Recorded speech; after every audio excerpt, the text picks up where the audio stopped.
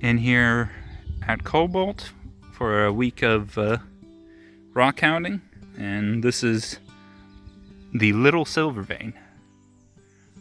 I'd hate to see what the big silver vein looks like if this is the little one. So we've made a quick pit stop at the Kerr Lake mine, and we were just kind of checking it out. Andrew's just kind of giving me a tour, and we decided to just check out this area. And I managed to surface pick a couple pieces that you can hear have something. This piece here, if I stick it right in the middle, it makes noise. And then Andrew has had some really good luck. So 3 pieces? From one hole, that sounds pretty good. He gave me his first one, a little knobby silver piece. And then I've got these. And I'm kind of, right now, I'm just kind of pinpointing, looking at anything pink. Like this pink color is the cobalt stuff. And if it makes noise, it's going in the bag. And then we can check it out later. But we'll have to, I'm gonna maybe join Andrew and take the metal detector out and try and do a little detecting, because there seems to be some stuff in this little section. Just standing up on the observatory platform of, this was the low grade? This is the low grade mill. Like, just see cobalt below. Kind of see those circular, I've been told those circular pads are where they would house their settling like material to settle out the silver and stuff when they're reacting it with some nasty stuff to extract the silver. You can see that green roof below. That's the old train station. And there's some frames that you can see that way. There's a frame, if you can see that kind of rusty tall building. And then there's one that way just behind that brick building. But yeah, this is a view of Cobalt. You can kind of see, I've been told they used high pressure water and just like literally washed away the ground soil off of the bedrock to expose the silver veins. So I got a very interesting signal over here, and I think I know who the culprit is. You can see that pink. Now it sounds like iron, which is interesting. Well, we'll see. I think it might be that pink thing, or maybe there's iron beneath the pink thing that's giving it off, but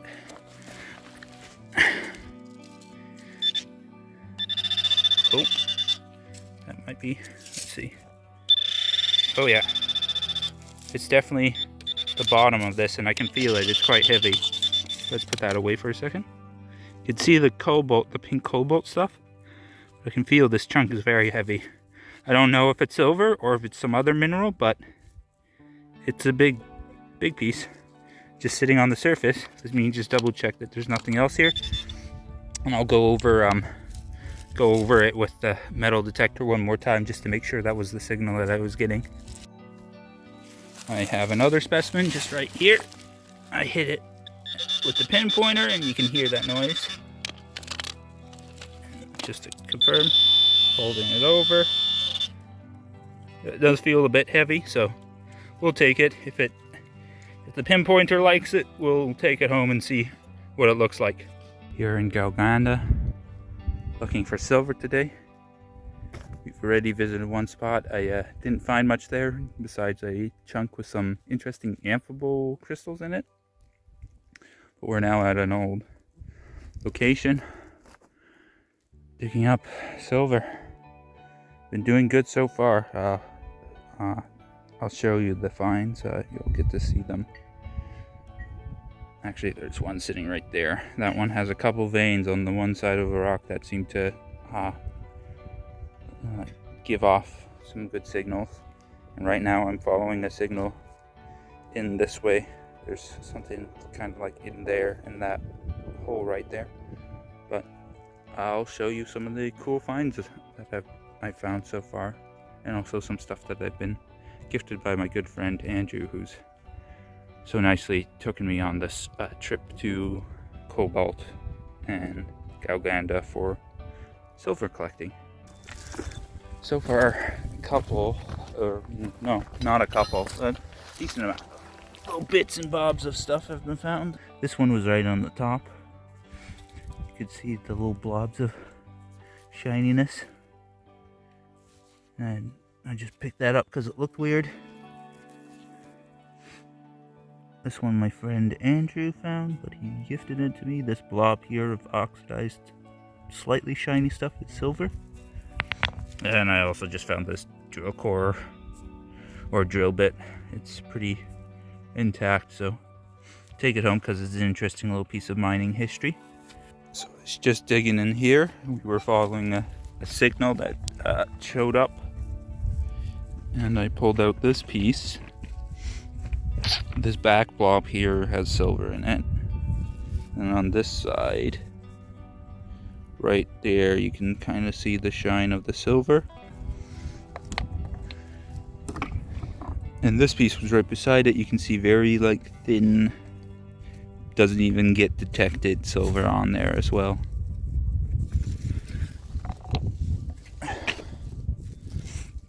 But this guy's pretty exciting because this oxidized stuff on the back should have some good silver in it. So after finding those first two pieces that I showed you in this hole, I decided to hit the hole with the metal detector one more time just to double check that I didn't have any more signals. Sure enough, I had another signal. So I pulled out this piece. At first I thought it just had a thin vein of silver. You could kind of see it poking through there. But my friend Andrew showed me that actually all this black stuff here is actually a plate of silver, and it wraps around on this side. And it is a pretty heavy piece, so that's pretty exciting. Just pulled out this silver specimen. It was over there. Previously, when this area wasn't dug up, we hit it with the detector and we found there were a couple signals over here, or one signal over here that turned out to be 3 pieces, and then there was a signal over here, turned out to be this guy. I'm gonna just double check to make sure that there's nothing else here, but that's exciting.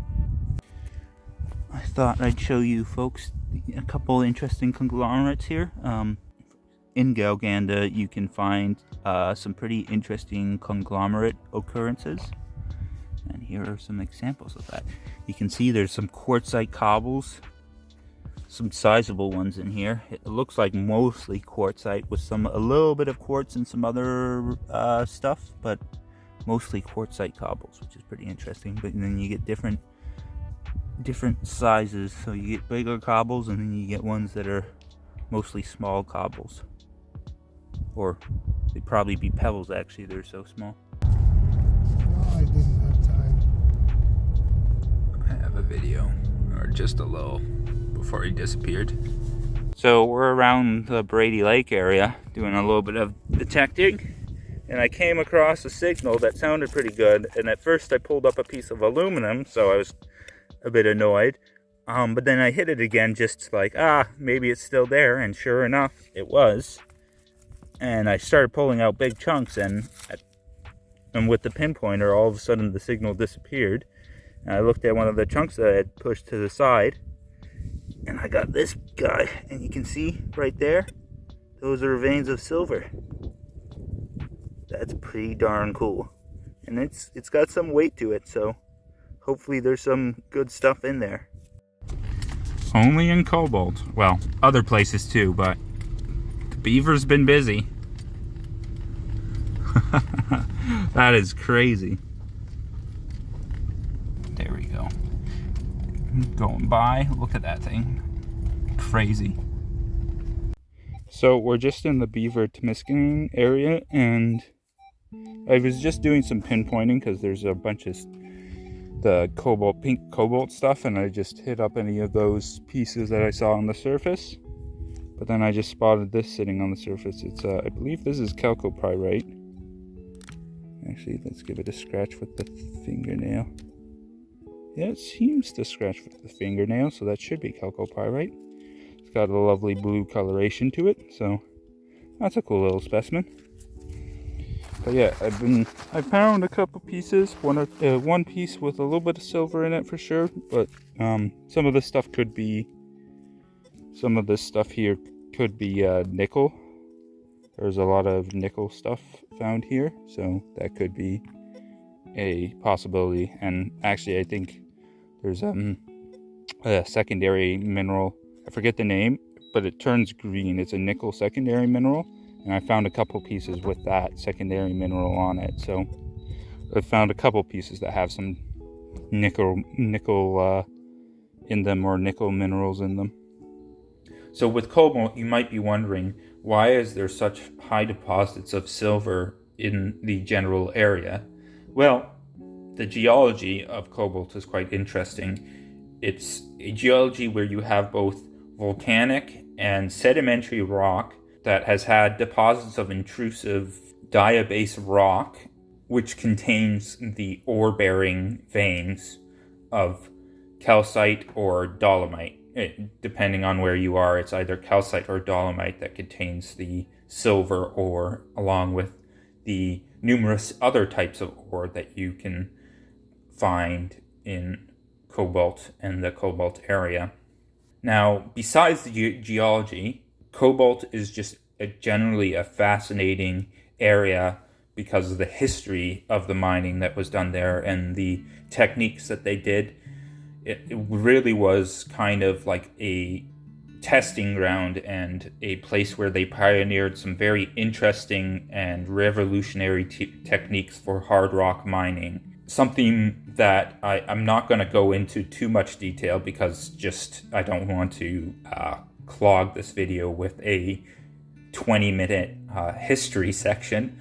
Something that is very interesting about cobalt is the compressed air system that they actually ran there.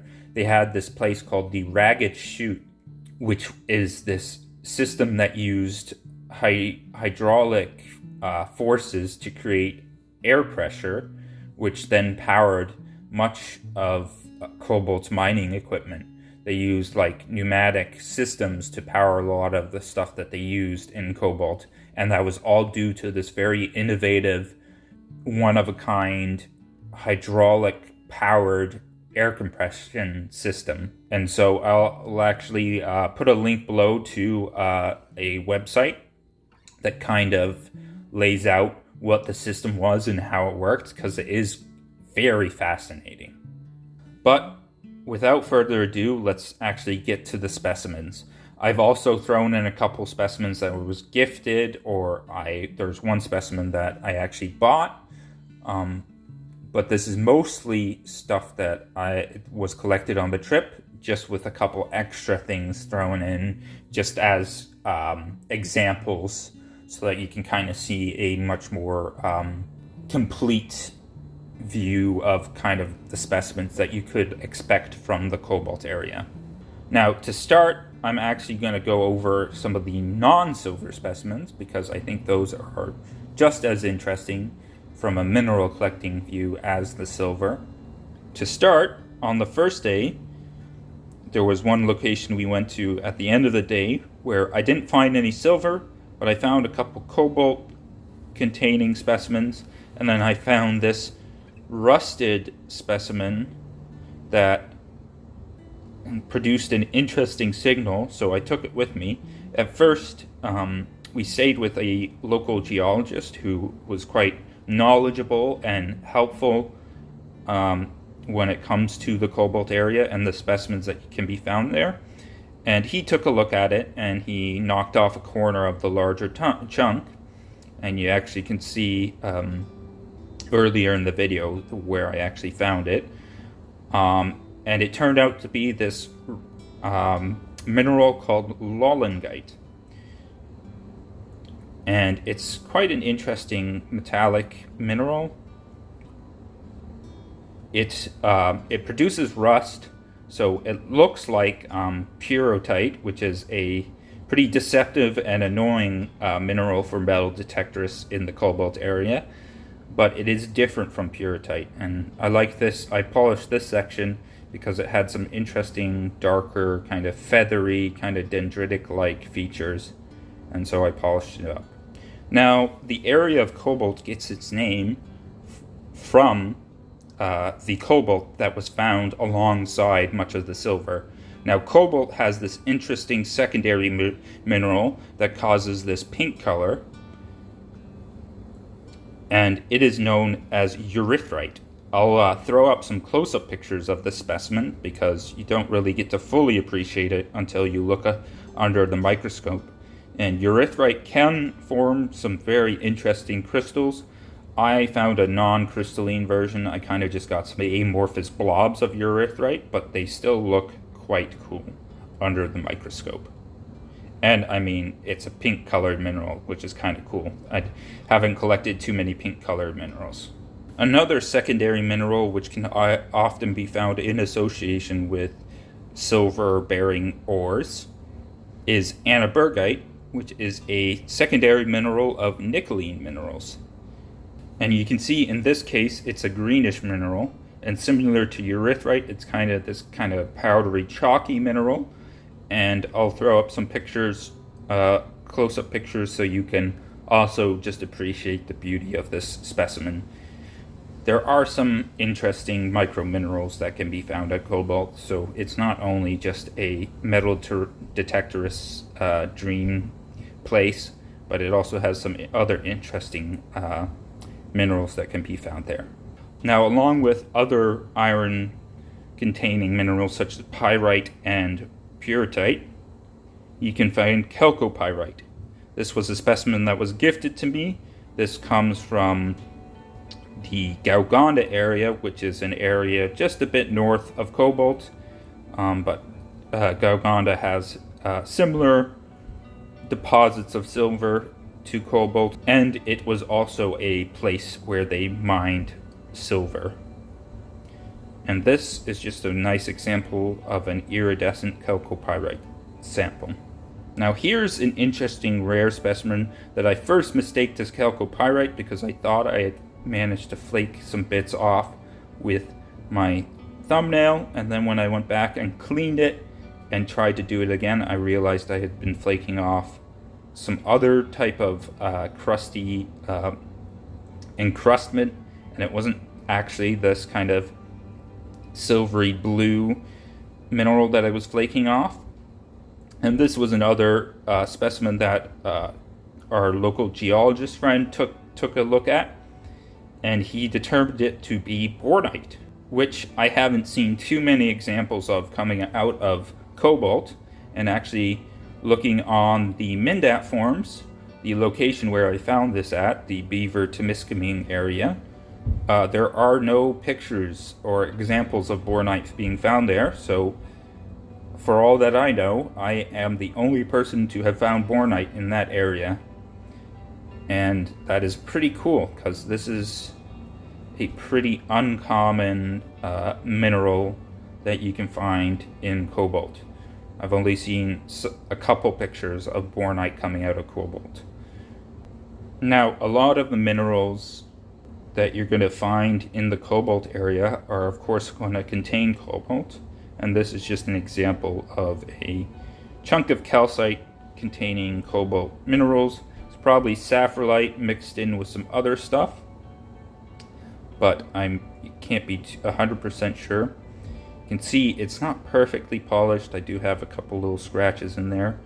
I have to get used to this material. It's different from polishing, let's say, an agate, so the metals seem to be a lot softer, so there's a lot less pressure that you have to put into them, or else you're going to gouge the specimens. So got to be very careful with that. And some of the specimens that I show you today are definitely going to go back to be repolished, just because I'm not 100% happy with how they look.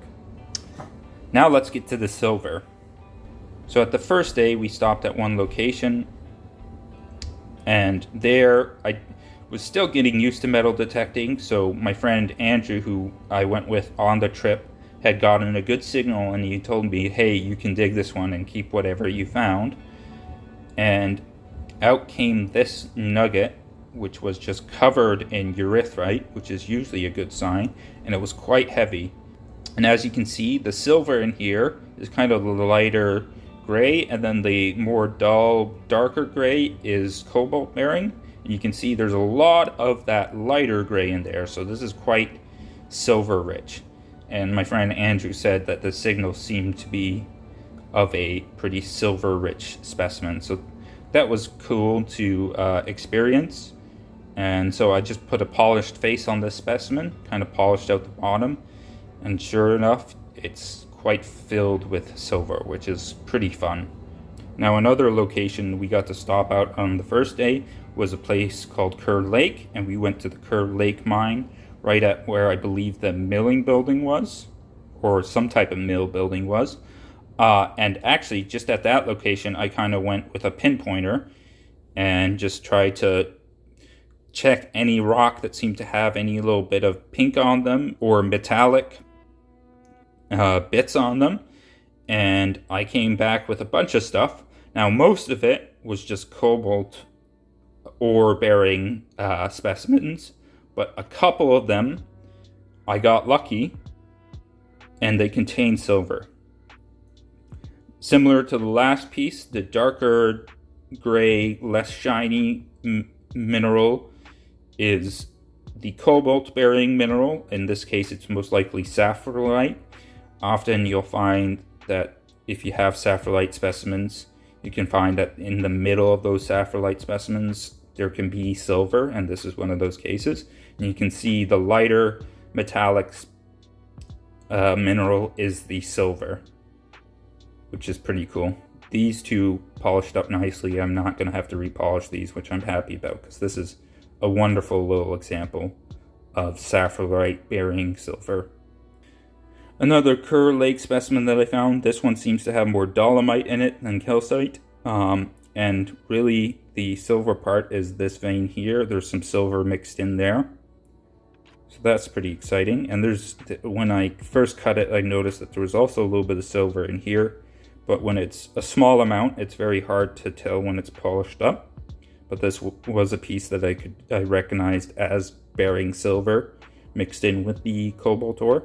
And you can see on the outside there is pink, which was an indicator for me, and that's what I looked for when I was at Kerr Lake, just pinpointing all the pink pieces and seeing if they reacted to the pinpointer, and if they did, they went in my bag so that I could cut them later. So continuing with the theme of saffrolite, I have two specimens from two different locations, both in Galanda, but two different locations in Galanda. This one was just a saffrolite specimen that I just stuck in a little bit of acid to melt away the calcite so that I could kind of get a better view of the raw saffrolite and silver. And you can see the lighter, shinier silver centers surrounded by kind of a darker gray metallic saffrolite. But then when you polish them, you kind of get that different look of the darker gray surrounding the lighter white silver.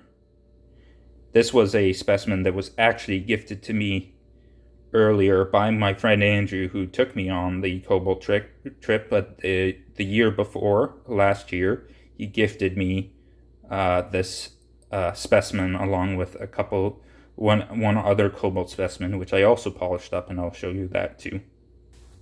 Now, that last polished saffrolite specimen that I showed you, this one actually comes from the same location.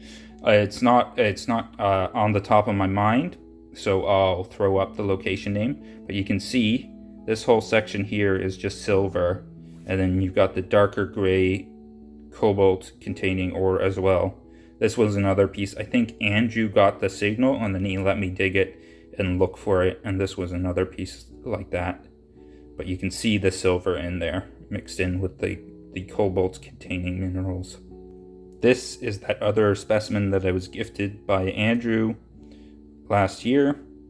It's a dolomite vein with cobalt containing minerals, but then you can see also there are little pockets of silver, and then over here you can see there's a little bit of a silver vein sticking out. which is kind of cool. But this is an example of a dolomite specimen, kind of containing silver and cobalt containing minerals. Now, one of the locations in Galanda that we went to, I did pretty well at, and there are a bunch of clips in the video from that location, and here are some of the specimens that I collected that I polished up. A lot of saffrolite mixed in with silver, and then also a couple dolomite specimens with silver veins. So that was a quite exciting location, because I found a lot of silver, and some of them I managed to polish up. Some of the specimens were just a little bit too small, so in the cutting process they fractured up and were not large enough to polish. But here are a couple examples that did survive and I managed to polish, so I'm quite happy with these. They're lovely little thumbnail specimens. Now, from that same Galanda location as the aforementioned pieces came this little silver leaf specimen. This one was found by Andrew, and he gifted it to me so that I could have a nice example of silver leaf. Now, they can get much larger. He's shown me examples that he's personally collected, but I would say this is quite a lovely little thumbnail specimen. Now, continuing with the same Galanda location, this was a chunk that I pulled out that had calcite veins with visible veins of silver. I put it in a little bit of a light vinegar bath just to slowly etch away the calcite so I could expose some of the veining, because I wanted to keep it in the rock so you kind of have an example of the diabase rock containing the calcite bearing ore vein. And this is one of those examples, but as you can see, it is quite full with silver, but then also it has some saffrolite and other cobalt containing minerals, most likely. But the main thing is the nice kind of leafy silver veins that it has. Now, from what I've been told, in Galanda, arborescent silver or herringbone silver is a lot more common. Now, this specimen was a specimen that I traded some minerals for, and I then polished it up, and it polished up really nicely, and you can see that kind of herringbone, kind of arborescent silver pattern. Now, Galanda is a location that's known to have some good arborescent silver. I didn't find any on the trip, but I wanted to show you guys so that you kind of have an idea of what arborescent silver, or herringbone silver as some people like to call it, looks like. Now, one form of silver that is very rare is what's called wire silver. This is an example that I purchased. Fortunately, some of the wires are a little bent, but that's probably how it was found, because a lot of this wire silver just comes out of rock piles, so it's just been sitting there squished in the piles. But as you can see, the silver is all wiry. It's grown in like these thick hair-like structures or wires, and this is 100% natural, which is really cool. And this is a specimen that I purchased in a lot of minerals and fossils that I was purchasing off of a friend, and he threw this one in the lot for me, which is really cool. But now I get to say I have a wire specimen from Cobalt. Here's another saffrolite and silver combo. This comes from a location that's, I think it's kind of between Galanda and Cobalt. I think it's more in Galanda, or it's considered to be in Galanda, but it's a location that's harder to get to. But this is a cool little example that I was just gifted. As you can see, I did not do that great on the polish. I need to redo the polish. A lot of these metals are quite soft, so you gotta just have a very light pressure. And I probably put a little bit too much pressure into the specimen, so it gouged the specimen. So I'll have to do a little bit of work on it, but it should look okay. Actually, this specimen came from the same location as that chalcopyrite that I showed earlier. Continuing with gifted specimens, on the last day I got to meet another local, and he gave me this awesome silver nugget he found in Cobalt. And this is like a nugget of like very pure silver. There's very little cobalt mineral in this mix, and you can just see from the color of the specimen that it's quite pure silver, and it's quite heavy for how small it is. So this is an exciting little specimen to have in my collection. Last but definitely not least is this chunk that I found on my second last day. This was beneath a pie plate, an aluminum pie plate of all things. And for those who know metal detecting in cobalt, aluminum pie plates have a very similar signal to a lot of the cobalt silver specimens. So I was a little bit annoyed at first, and I thought I'd been duped, but then I went back and the signal was still there, and I pulled out this lovely piece of diabase with a calcite vein that is just chock filled with silver and saffrolite, and then the diabase even has some silver leaf on it. And if we flip it to the other side, we can see this, some of the saffrolite has a little bit of silver mixed in, and there's more silver veins. It's just a wonderful, wonderful specimen that I'm going to keep like this because I want kind of a piece of unpolished silver bearing, a nice large piece of unpolished silver bearing diabase and calcite to kind of have a cool example to show people. And this is a great example. I might even actually put it in acid just a little bit longer just to clean up this area a bit more. Because what you can do is you put the silver specimen in acid, and if it's just kind of pure silver with the cobalt stuff, it'll kind of remove a lot of the black oxidation that you'll get on these specimens. And the way you do that is you put it in the acid, but then you take it out and you take a baking soda mix and you kind of just scrub it on there, and that kind of polishes and cleans the mineral. Similar to actually polishing silver, I believe. You do a similar thing where you take a little bit of acid and then you come in with baking soda, a baking soda scrub in the end. But this brings us to the end of the video. Please do let me know if you found this video interesting and if you found certain specimens interesting, because I'm always curious to see what you folks like. Thank you folks for watching and supporting me, and I hope to see you guys in the next video. If you haven't already and you're new, please do like and subscribe. I do rockhounding related videos, so if that's your cup of tea, please do like and subscribe. And folks, just have a wonderful day, and I'll see you in the next video.